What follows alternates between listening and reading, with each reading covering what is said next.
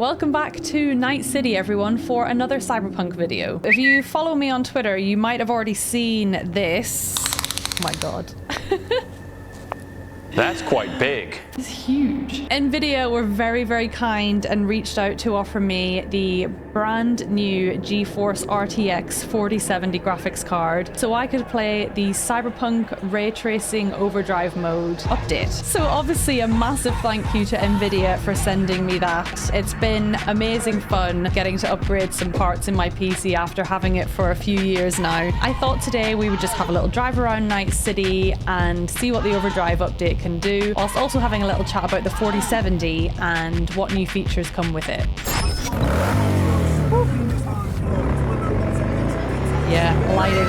Lighting is what we're going to be talking about a lot on this video. So the Overdrive mode is all about ray tracing, and more specifically, full ray tracing, or what they're calling path tracing. So ray tracing focuses on giving us a more accurate simulation of light throughout a game. And what the Overdrive mode update does is it takes that technology and renders the entire game with it. So what CDPR and NVIDIA have done here is really given us a sneak preview into the future of what game graphics is going to look like. What perfect game to preview it in. Night City has got endless amounts of light sources. I mean, even now we're getting the neon lights, the light from the sun, the light from the cars, the signs, and...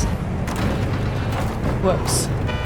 Sorry. Oh, sorry! So in a world like Night City, where you've got hundreds of different light sources from the buildings, the cars, the neon signs, the sun being a massive one during the day, it gets even better when you turn it to night. I was talking about neon signs earlier, but in the evening it really, really shows. And this is one of my favorite. We had such a laugh on stream when we were talking about puddles in this game. The path tracing and ray tracing in general is all about light simulation. So it's going to show loads in shadows and reflections. One of my favorite things to do now is find puddles in the game which are beautifully reflecting neon lights, and it sounds so lame, but I tweeted about it and so many people agreed.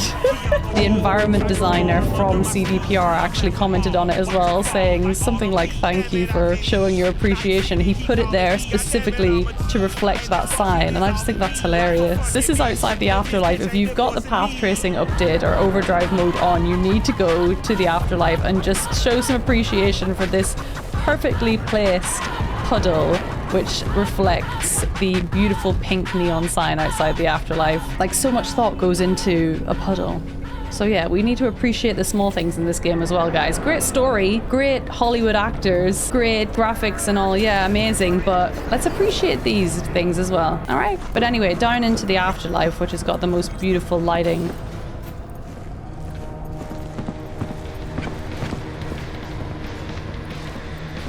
When I was streaming my first playthrough, I had a 3070 and I always played on medium graphics, which I thought looked incredible. But now that I'm using overdrive mode, it's the little details which are just insane. So even in here, we've got so many different textures which bounce and reflect light differently. You've got parts of the floor which look slightly wet. You've got the water in there. There's some nice smoke. Yeah, she's a paid actor. And then even people's clothing reflects the light differently. Like this Choom over here has got...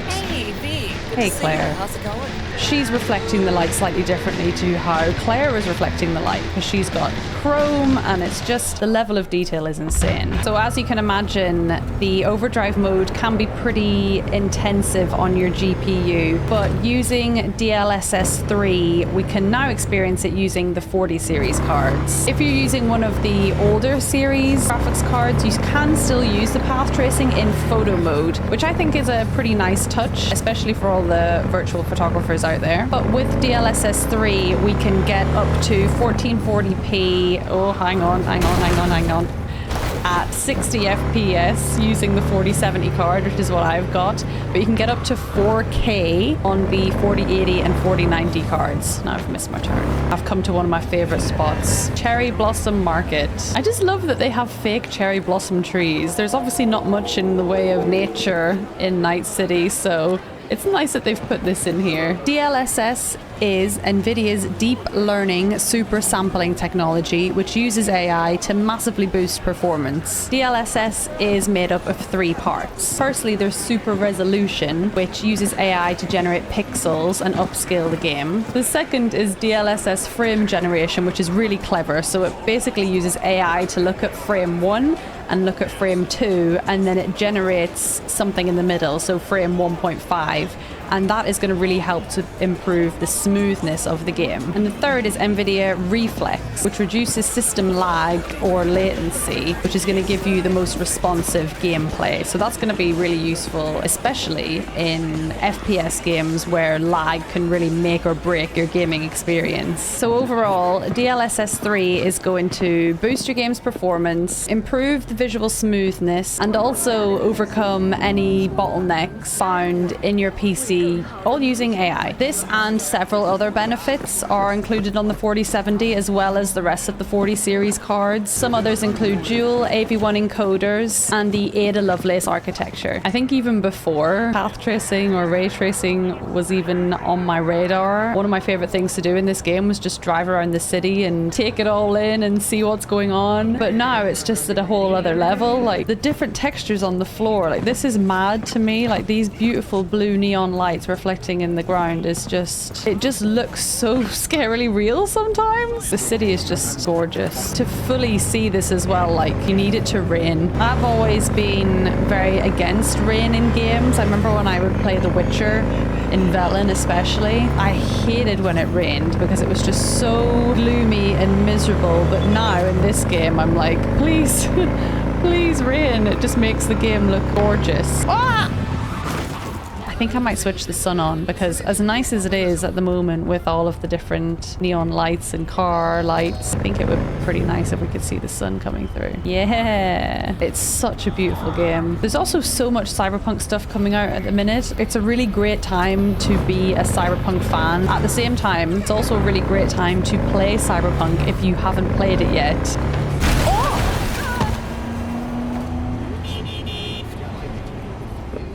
So yeah, with all of the incredibly exciting Cyberpunk stuff coming up in the very near future, I am so glad I got my hands on one of these 4070s. Again, I just want to say another massive thank you to NVIDIA for sending me the 4070. It's massively improved my gaming experience, not just with Cyberpunk, but with other games. The Last of Us was unplayable before I got this graphics card, which I do believe has been patched now, but it saved that playthrough for me as well. Let me know what you guys think in the comments. If you're going to get a hold of a 40 series card, let me know which one you're going for. I'd love to hear all of your thoughts about it, and give the video a like if you haven't already, and I'll see you in the next one. Look out for the beginning of my second playthrough in the next couple of months. Woo!